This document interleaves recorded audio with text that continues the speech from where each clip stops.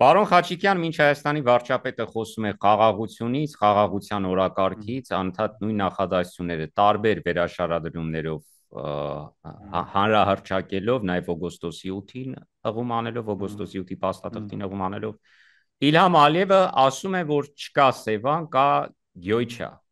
Աստացի Իլհամ Ալիևը չի կիսում Փաշինյանի իրական Հայաստանի կամ ընդհանրապես իրական պետության կամ իրական հայրենիքի տեսակետը եւ նա պատմական Ադրբեջանի կրող է։ Ճիշտ եմ հասկանում։ Դե Գառնիկ ջան, իսկ քանի տարի է մենք ձեր մոտ բացատրում ենք, որ այս մարդը չի կանգնելու։ Մենք մի 4 տարի ես առնվազն խոսացել եմ սրա մասին, բայց տեղ չի հասնում։ Ալիևը ճիշտ է ասում, նա ճիշտ է ասում, որովհետև եթե մեր հասարակությունը չի հասկանում, թե հաջորդը ինչ է լինելու, երբ որ այս խմբի ղեկավարը ասում էր Ղարաբաղը Հայաստանն է վերջ, հետո ասեց Ղարաբաղը երբեք Հայաստան չի լինի, հետո ասում էր Ղարաբաղը հանձնենք խաղաղ ապրենք, չստացվեց, հետո ասեց Կիրանցը կհանձնենք խաղաղ ապրենք, էդ էլ չստացվեց, հետո ասեց որևէ միջանցք չի լինելու, մենք չենք հանձնելու, հանձնեց, բոլորը ասում են որ սա միջանցք է, դուք ուղղակի խաբում եք ձեր ժողովրդին։ Հիմա էլ գործը հասավ Սևանին։ Իսկ Սևանի շրջակայքում մենք ինչ շրջաններ ունենք, այնտեղ Վարդենիսը կա, չէ՞։ Էլ ինչ կա այնտեղ, Շորժան, բան, Սևանի կողքերը չի։ Այո, այո։ Այն մեր շատ սիրած Սամոյի ռեստորանն էլ է, չէ՞ այնտեղ։ Այսինքն մենք հիմա որ գնանք, այդ մարդկանց հետ խոսենք, ասենք Ժորժ ջան, նայեք, ասում էր Ղարաբաղը պետք է հանձնեք, հանձնեց։ Կիրանցը հանձնեք, հանձնեցինք։ Հիմա ասում է Սևանն էլ է մերը։ Դուք չեք հասկանում հաջորդ քայլը ինչ է լինելու։ Գիտեք, ես թութակ ունեմ իմ տանը Միացյալ Նահանգներում։ Եթե իմ թութակը տեսներ, որ իր ասենք ճուտիկներից, հա, առաջինին կատուն կերավ, երկրորդին կատուն կերավ, երրորդին կատուն կերավ, մնաց չորրորդը։ Իմ թութակը կհասկանար ինչ է լինելու չորրորդի հետ։ Այդ չորրորդին կտաներ միտեղ կպահեր, երևի։ Մենք ոնց չենք հասկանում հաջորդ քայլը ինչ է լինելու։ Մանավանդ որ իր բանում պարլամենտում ես լսում եմ մեր ընդդիմադիր գործիչները, ինչպես մեր սիրելի Նայրա Զոհրաբյանն էր ասում, պարզում է ինչ որ ելույթներ են եղել, որ այս ամբողջ տարածաշրջանը պետք է լինի Թուրքիայի եւ Ադրբեջանի տիրապետության տակ եւ Ամերիկայի, դուք գիտեք Մեծ Տուրանի պրոյեկտը, եւ այստեղ մենք այս շրջանը պետք է հետ վերցնենք ռուսներից եւ այս բոլոր Ալիևն է կարծեմ ասում գյուղերի եւ քաղաքների անունները ռուսներն են հայկական դարձրել։ Ռուսներն են հայերին ստեղ բերել։ Այդ բոլոր քաղաքները պետք է լինեն ադրբեջանական։ Ու մենք էլի չենք հասկանում սրա հետևանքը ինչ է։ Եվ ներողություն այդ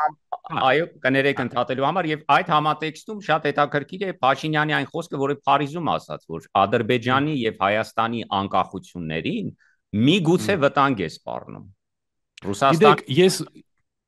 ես չեմ ուզում մեկնաբանել։ Նախ ես համարում եմ, որ արդեն չի կարելի անընդհատ մի մարդուն բան անել, էլի ձեռ առնել։ Մանավանդ որ պարզ է, որ նա ուղղակի ունակություն չունի պետություն ղեկավարելու, պետք չէ վիրավորել, ձեռ առնել, համ էլ իմ կարծիքով այնտեղ շեղումներ կան եւ չի կարելի մարդուն ձեռ առնել։ Պետք չի իրան մեկնաբանել, այսինքն 5 տարի առաջ 5000 տղա է մեռնում։ Դու պատերազմը իդեպ չես կանգնացնում, ասում ես դե տենց ավելի լավ է, որտեղ ինձ դավաճան չասեցիք։ Հիմա 5000 ստեղ, 5000 ընդեղ ինչ կապ ունի։ 10000 էլ վիրավոր։ Այդ հետ մեր աչքերի առաջ Թուրքիայի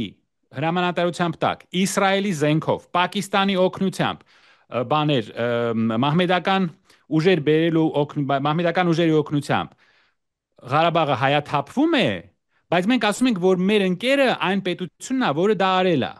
Իսկ այն պետությունը, որ գոնե փորձեց պատերազմը կանգնեցնի, ինքը պայքարելով 30 երկրի դեմ, ամբողջ ՆԱՏՕ-ի դեմ պայքարելով կանգնեցրեց պատերազմը։ Այդ պետությունն է մեղավոր։ Այսինքն, դուք նայեք, այս խելագարության խաղը ոնց է խաղում։ Մենք սադրեցինք պատերազմը, բայց դա մեր մեղքը չէր, նախկինների մեղքն էր։ Մենք Ղարաբաղը հանձնեցինք, բայց դա մեր մեղքը չէր։ 10 տարի առաջ արդեն հանձնած էր, Ալիևը զբաղված էր, ժամանակ չուներ վերցնելու, պետք է բանը փաթաթեինք, բանցիկ անեինք վրան, չհասցրեց։ Դրա համար 10 տարի չէր վերցնում։ Մենք Կիրանցը հանձնեցինք, դա էլ մեր մեղքը չէր։ Մենք պատերազմը պարտվեցինք, դա մեր մեղքը չէր, նախկինները բանակը քանդել էին, մենք Զանգեզուրը չենք զիջել, բոլորը ասում են, որ դա կորիդոր է, այնտեղ հայ չպետք է լինի, մաքսատուն չպետք է լինի, սահմանապահ չպետք է լինի, բայց դա կորիդոր չի։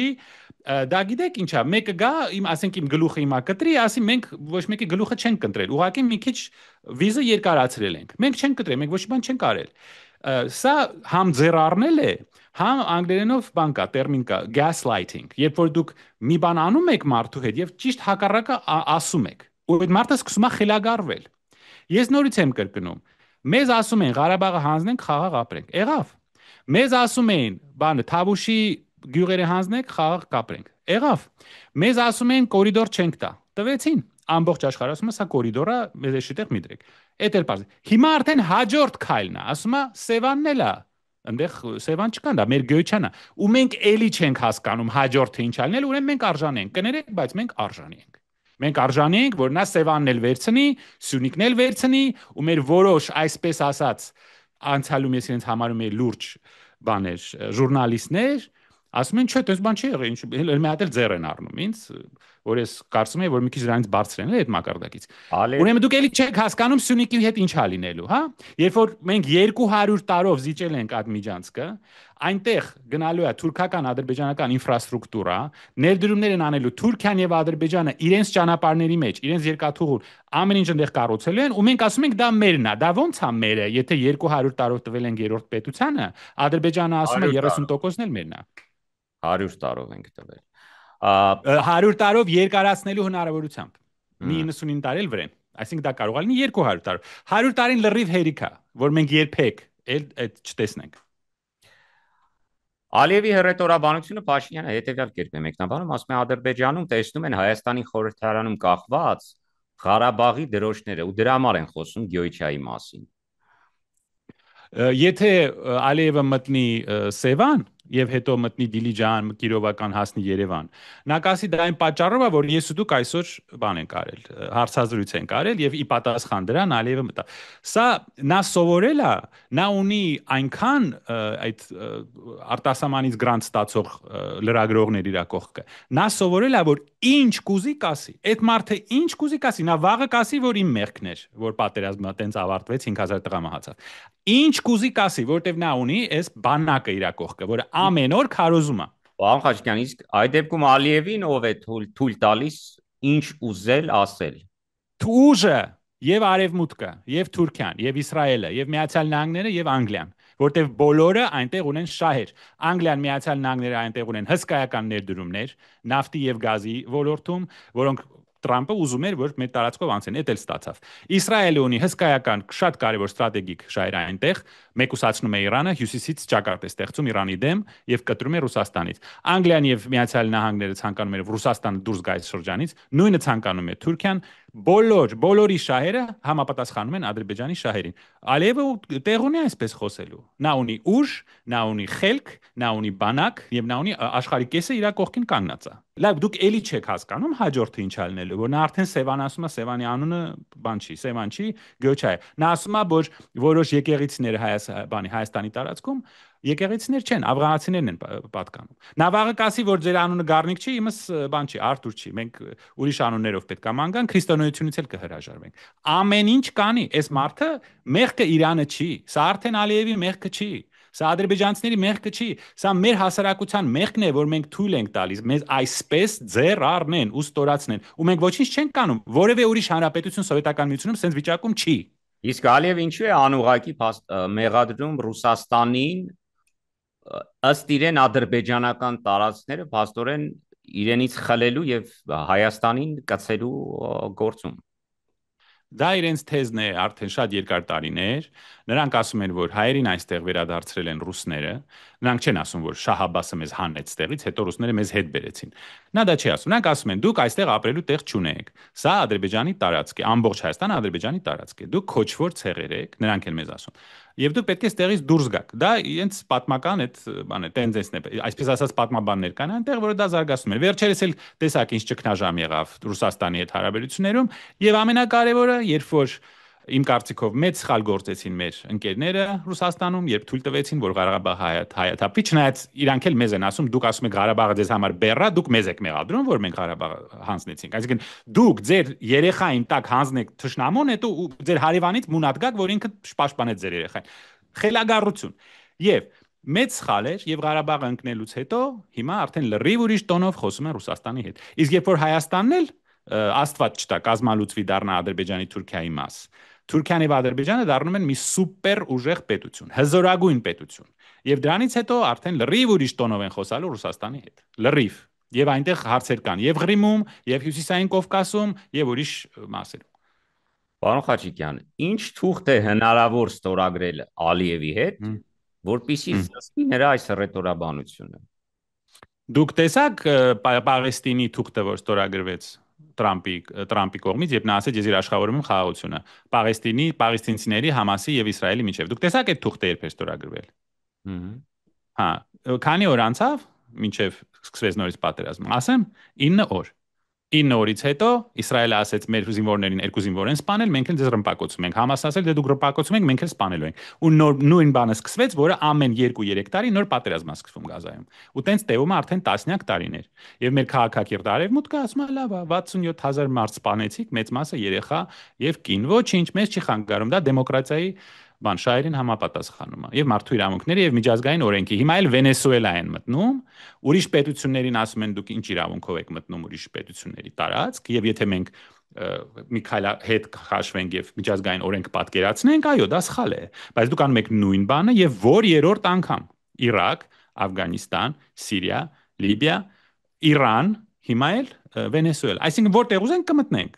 Դե հիմա եկեք խոսենք միջազգային օրենքի մասին, միջազգային հանրության մասին, եկեք էլի խոսենք դրա մասին, եթե։ Բայց հարցադրում է առաջանում շատ օբյեկտիվ։ Եթե թիվ 1 գերտերության ղեկավարի ստորագրությամբ փաստաթուղթը խաղաղություն չի կարող բերել ոչ Հայաստանում, ոչ ձեր ասած ուրեմն տարածքներում, Մերձավոր Արևելքում, ապա ինչին ապավինել այլևս։ Թղթին հաստատ պետք չի ապավինել, ես կարծեմ, չէ, ձեր մոտ չէի, ինչ որ մի ժամանակաշրջան ինձ տվեք, ես ձեզ կասեմ, քանի փաստաթուղթ է ստորագրվել եւ խախտվել։ 1918-ից մինչև 1920 թվականը ես հաշվել եմ։ 8 պայմանագիր է ստորագրվել Թուրքիայի հետ, 8-ն էլ Թուրքիան խախտել է եւ էլի է առաջ գնացել, էլի հայերին մորթել է։ Եվ ճիշտ պարզվում է, որ մենք ուզում ենք այս վիճակում լինել։ Մենք ուզում ենք, որ մենք այս վիճակում լինենք։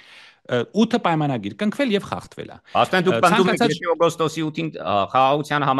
համաձայնագիրը ոչ թե նախաստորագրվեր, այլ ստորագրվեր, միևնույն էլի բան չէր փոխվել։ Դուք Մինսկի պայմանագրերը հիշում եք, առաջինը եւ երկրորդը։ Դուք Պաղեստինում կնքված 3 պայմանագիր, մենակ 90-ական թվականներին նայեք, 3 պայմանագիրը կար Օսլո 1, Օսլո 2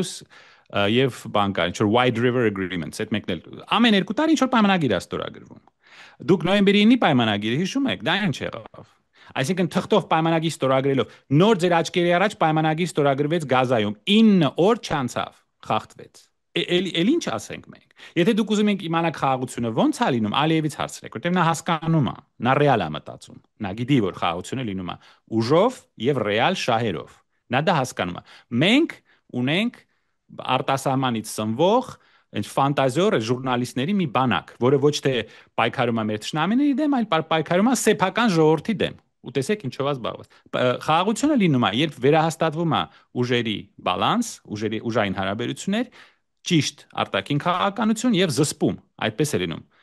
խաղաղությունը։ Ցանկացած ինձ մի լսեք, ցանկացած գիրք վերցրեք միջազգային հարաբերությունների մասին, կարդացեք։ Արտաքին քաղաքական քարտ բլանշից բազմից եք խոսել, եւ մեկնաբանել, որ Փաշինյանը ունի դա եւ ավելին 2026 թվականին ընթառաջ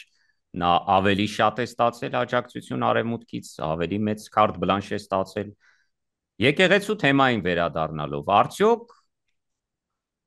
հոգևորականների կամ մայրաթորի դեմ այս արշավի ֆոնին Փաշինյանի այցը Վատիկան նաև աջակցության համար էր։ Չգիտեմ ինչ նպատակով է դա արվել, բայց իհարկե դա մեկ անգամ եւս ինչ որ ժեստ է դեպի արևմուտք։ Ես չգիտեմ նա ինչ է ուզում ցույց տալ, ու պետք էլ չի վերլուծել, ես չեմ կարծում, որ գլխի մեջ պետք է մտնել, այդտեղ շատ մութ բաներ են կատարվում։ Ինչ որ պրոարևմտյան քայլ է դա երևի տեսնում։ Ես մենակ ասեմ, որ որևէ երկիր ես չգիտեմ հիմա մոլորակի վրա կամ պատմական վերջի 500 տարվա ընթացքում ես չգիտեմ մի երկիր, որտեղ երկրի ղեկավարը ասել է ես իմ սեփական եկեղեցին եմ հիմնելու եւ փաստորեն աղանդ է սկսվել։ Ասացի վերջի անգամ Անգլիայում էր եղել 1500-ականներին, 16-րդ դարի սկզբին, Հենրի 8-րդ, այսինքն 500 տարի առաջ։ Այդ քարտ բլանշը եղել է գործ։ Այդ ներողություն։ Այն արեմեցան քարտ բլանշը այս հարցերում էլ է գործում աշխատում։ Դե իհարկե, բա տեսեք ինչ է կատարում։ Ես մի հատ կհարցնեի մեր 5 երեսանի պարոն Մակրոնից։ Եթե Ֆրանսիայում դատարանի դեմ փաստաբանին գցեն գետնին ձերբակալեն, քանի րոպե կանցնի, մինչև 60 միլիոն ֆրանսիացի դուրս գա փողոց եւ Ֆրանսիան կանգնի որպես երկիր։ Ասեմ քանի րոպե կանցնի։ 5 րոպե էլ չի անցնի։ Դուք երբեք չեք հանդուրժի։ Այսինքն մեզ դրել եք գաղութի տեղ, մեզ դրել եք աբորիգենի տեղ։ Մեր երկրում դուք ասում եք, հա, ծեծեք, ջարդեք, բանտարկեք։ Ֆրանսիայում եթե դուք ընդդիմության ղեկավարին նստացնեք նրա համար, որ ասում է ես Ֆրանսիայի եկեղեցուն աջակցում եմ, տենց բան կլինի, կամ եթե տենց բան կլինի, քանի րոպե կանցնի, մինչև ամբողջ Փարիզը կանգնի։ Ֆրանսիացիները մեր պես չեն, նրանք չեն թողնում, որ ինձ հետ սենց վերաբերվեն։ Րոպեների ընթացքում այդ ամբողջ երկիրը կանգներ։ Ու հետո տեսեք ինչ հետաքրքիր բան, ուղղակի մարդ ծիծաղում է։ Ֆրանսիայի պրեզիդենտը նստում է կոռուպցիայի համար ու այդ փողը վերցնում է Լիբիայի բռնապետից։ Դրանից հետո Ֆրանսիան գալիս է մեզ, պատմում է, թե մենք անցյալում կոռուպցիա ունեցել ենք, թե չենք ունեցել։ Իր երկրի պրեզիդենտը պատմության մեջ երկրորդ անգամ նստում է կոռուպցիայի համար ու փողը վերցրել է Կադաֆից։ Սարկոզի մասին եք խոսում։ Սարկոզի Բայելում մասին։ Ուրեմն Ֆրանսիայի նախագահ, ես Ֆրանսիան սիրում եմ որպես իմ, ասենք, երրորդ հարազատ երկիր։ Ֆրանսիայի նախագահը նստում է կոռուպցիայի համար, գալիս են տարբեր ուրիշ երկրներին լեկցիա են կարդում կոռուպցիայի մասին։ Մի հատ հայլի վերցրեք, նայեք հայլու մեջ։ Երկրորդ դեպքն է Ֆրանսիայի պատմության մեջ։ Առաջինը Պետեններ, այն էլ բան ֆաշիստական բան է, կոլաբորացիոնիստ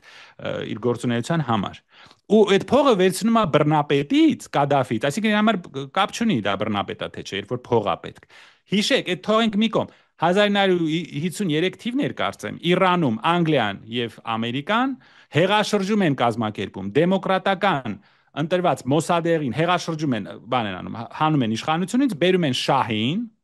դեմոկրատական երկիրը դեմոկրատական ընտրված ղեկավարին հանում է, հեղաշրջում է կատարում, շահին է բերում, որ նավթ ու գազ ստանան Իրանից։ Բա այդ կարտ բլանշ չի։ Պարզ է, չէ, որ մենք Իրանի մի տոկոսը չունենք աշխարհագրական կարևորության։ Իհարկե նրանք կարտ բլանշ ունեն, ինչ կուզեն կանեն, բայց Ֆրանսիայում, Անգլիայում, Ամերիկայում այսպիսի ձևով եթե վարվեին, նրանք մի օր չէին քաշի, նույն օրը հրաժարական կտային, որ դատարանները փաստորեն դարձել են բռնապետության ձերք։ Այդ Դանոսավանի քաղաքապետը ամեն 5 րոպե գնում վազում է ինչ որ էլի Դանոսա գրում։ Սենց բան արևմուտքում անհնար է, այն էլ խոսել եմ դրա մասին, այս զզվելի այդ նկարները գցել Telegram, բան ներխուժել մարդու անձնական կյանքի մեջ։ Միացյալ Նահանգներում դուք նստել եք 18 տարի, մեր սիրելի Պամելա Հարիսը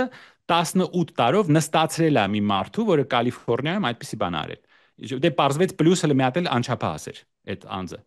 Նա ուներ մի կայք, որի վրա այդ նկարները կախում էր։ 18 տարի նստել է Միացյալ Նահանգներում։ Գնացեք նայեք, անունն էլ Բոլտներ էր կարծեմ։ Գնացեք նայեք։ Այսինքն արևմուտքը ապրում է մի ստանդարտով, իսկ մեզ վերաբերում է որպես ինչ որ պապուաս, որ մեր մոտ կարելի է այսպես իրան պահել։ Շատ ամոթ է։ Շատ ամոթ է այսքան տարբեր ստանդարտներ ունենալ եւ տարբեր երեսներ ունենալ։ Կրկին հայ-ադրբեջանական հարաբերություններին վերադառնալով, Հայաստանի արտաքին գործերի նախարարը Եվրոպական քաղաքական համայնքի գագաթաժողովին հրավիրել էր Իլհամ Ալիևին եւ Էրդողանին հաջորդ տարի մասնակցելու Երևանում այդ միջոցառմանը։ Ալիևը մերժեց։ Ինչու՞ մերժեց, եթե կարող էր դա փաթեթավորել այնպես, որ ահա ինքը արդեն Հայաստանում է, արդեն Երևանում է, ինչու մերժեց։ Երևի նրանից, որ իսկականից խաղաղություն է հաստատվել, երևի նրանից, որ նա իսկապես բարիշել է մեզ հետ, հաշտվել է Հայաստանի գոյության հետ, երևի նրանից, որ էլ ոչ մի պայման չունի մեզ տալու, օրինակ 300,000 ադրբեջանցու վերադարձը Սյունիք, որից հետո մենք Սյունիքը բանով հերադիտակներով կտեսնենք, ինչպես անին ենք տեսնում։ Երևի դրանից, որ նա իսկապես ուզում է, որ խաղաղություն լինի Հայաստանի հետ կամ հարգում է մեր ղեկավարությանը։ Երևի հարգանքից է, դրանից է, մեկ էլ խաղաղությունից է։ Իսկ եթե ավելի լուրջ, օրինակ Էրդողանի պարագայում ինչ սպասել, կգա Հայաստան 2026-ին։ Գա թե չգա, եթե գա, նա գալու է իր մի երկիր, որը արդեն վասալ է դարել Թուրքիայի եւ Ադրբեջանի, մի երկիր, որը կատարում է իր բոլոր հրամանները, հրահանգները, այսինքն մոտավորապես նույն ձևով, որով նա գնաց Սիրիա, երբ որ իր թևի տակ աշխատող այդ խումբը, դել չասեմ ինչ խումբը, գիտեք երևի, ղեկավարը ով էր եւ ինչով էր զբաղվում։ Էդ էլ շատ դեմոկրատական բան էր, այսպեսի մարդ բերել իշխանության եւ դրա մասին խոսում էր իդեպ Տոլսի Գաբերթը, բանում Վաշինգտոնում։ Հա, այսինքն նա կգա Հայաստան որպես մի նոր հնազանդ վասալային երկիր, դե երևի մեզ կասի թե մենք երբ կարող ենք գնալու, որ եկեղեցիները կարող ենք մենք պահել, որ եկեղեցիները մսկիթ են դառնալու, ինչպես Անիում տեսակ Մայր տաճարը դառավ մսկիթ, դե գուցե մեզ թույլ տա մենք հələ հայերեն խոսանք, գուցե ու մեր տարածքով իհարկե կգա ոնց կուզի, իսկ բանը Մեղրինսյունիկը մոռացեք։ Նա կգա որպես հաղթած մի երկրի ղեկավար, դե երևի տեղ ունի իր վասալային ինչ որ պետություն կամ ապագայում անգամ նաև վիլայետ։ Եվ փորձելով ամփոփել արդեն աշխարհակաղակական հիմնական խնդրի Ռուսաստանի դեմ կենտրոնացած ուժերի այս պատմությունը վերծանելով եւ վերլուծելով փաստացի Պարոն Խաչիկյան, ստացվում է Հայաստանն ու Ադրբեջանը հակառուսական միևնույն ճամբարում են գտնվում։ Եթե դա այդպես ինչով է դա հղի, հատկապես երբ Ռուսաստանի շուրջ կենտրոնացումը, արևմուտքի կենտրոնացումը բացասական իմաստով կենտրոնացումը կթուլանա։ Նրանք շատ ավելի խելացի են, թուրքերը եւ ադրբեջանցիները, քան մենք, շատ ավելի խելացի արտաքին քաղաքականություն ունեն։ Նրանք տեսնում են, որ հիմա Ռուսաստանը դժվար վիճակում է 30 երկրի հետ, ամբողջ աշխարհի հետ, ամբողջ արևմուտքի հետ պատերազմում է։ Չնայած դեռ առաջ է գնում եւ ռուսների համար դեռ դրական է սա, ես դա չեմ ասում ուրախությամբ, իմ համար սա մեծ ողբերգություն է եւ ուկրաինացիների եւ ռուսների համար։ Բայց նրանք անկախ գիծ են վարում։ Նրանք այսպես ասած երկու վեկտորային, երբ որ իրենց պետք է նրանք ռուսների հետ էլ լեզու են գտնում, երբ որ իրենց պետք է արևմուտքի հետ են լեզու գտնում։ Բայց նրանք առաջ են տանում իրենց շահերը, Թուրքիա եւ Ադրբեջանի շահերը, ստեղծել մի մեծ տուրան, դառնալ երրորդ ուժ, Թուրքիան դառնալու է գերտերություն եւ մի 10-15-20 տարի հետո դառնալու է միջուկային տերություն։ Իմ կարծիքով դա անխուսափելիորեն Թուրքիան դա դառնալու է։ Եվ արդեն Ռուսաստանը ընդհանրապես այստեղից դուրս կգա։ Իմ ասածը ինչ է։ Առայժմ Ռուսաստանի ազդեցությունը իհարկե ավելի թույլ է Կովկասում։ Նրանք փաստորեն Թուրքիան մտավ Անդրկովկազ, ռուսները դա թույլ տվեցին, դե հարց է կարային թե չէին կարա դրա դեմ առնել։ Հիմա նրանք այո ավելի վստահ են իրենց պահում, ավելի վստահ են խոսում ռուսները եւ արևմուտքը իրենց մեջքին կանգնած է։ Եթե ապագայում ինչ որ ձևով իրադրությունը փոխվի եւ Ռուսաստանը ուժեղանա, Ռուսաստանի ազդեցությունը կուժեղանա, նրանք շատ լավ ժպտալով կգնան Մոսկվա, ռուսների հետ էլի լեզու կգտնեն, որտեղ նրանք դիվանագետ են եւ նրանք խելացի մարդիկ են եւ ուժ ունեն իրենց հետևը։ Մենք դիվանագիտությունից ոչինչ չենք հասկանում։ Մենք պատմությունը եթե նայենք վերջի 150 տարի, մենք երբեք չենք կարողացել նախ չընդգրկվել մեծ պետությունների գերտերությունների պատերազմների մեջ, երբ որ մենք այսքան փոքրիկ ենք եւ ուժեր չունենք։ Պետք չէր խաղակարդ դառնալ Բրիտանիայի եւ Ռուսաստանի խաղի մեջ, որի պատճառով արևմտահայությունը ոչնչացվեց, որտեղ մենք մտանք մի խաղի մեջ, որտեղ մենք քարտ չունեինք խաղալու։ Չհասկացանք դա։ Հիմա էլի չհասկացանք։ Մեզ էլի տանում են, մենք էլի դառնում ենք խաղակարդ։ Եթե մենք լինեինք խելացի, մենք նորմալ հարաբերություններ կունենանք արևմուտքի հետ, նորմալ հարաբերություններ ռուսների հետ կամ վրացիների պես։ Նրանք էլ են նույն բան անում։ Եվ թույլ չենք տա, որ մեզ խաղակարդ դարձնեն, որ մենք մտնենք այս խաղի մեջ, հակառուսականության ինչ որ կղզի ստեղ դառնանք։ Ոչ էլ 100% փակ աչքերով պետք է հավատայինք, որ Ռուսաստանը վաղը սպիտակ ձիու վրա կմտնի Կովկաս մեզ կփրկի։ Դա էլ չի լինելու։ Պետք է խելացի լինել, պետք է հաշվարկել։ Բայց դրա համար պետք է ունենալ էլիտա, պետք է ունենալ մասնագետներ։ Մենք ունենք փոքր թվով, բայց ունենք։ Բայց այդ մարդկանց թույլ չեն տալի, որ նրանք մասնակցեն մեր արտաքին քաղաքականության ձևավորմանը։ Դրա տեղը մեզ ինչ որ PR կամպանիայով ենք մենք զբաղված։ Մենք ունենք մարդիկ, ովքեր զբաղվում են իր սեփական ժողովրդին ձեռ առնելով եւ հեքիաթներ պատմելով, ինչ որ հիմարություններ, խելագարություններ ասելով, փոխանակ արտաքին քաղաքականություն ունենանք։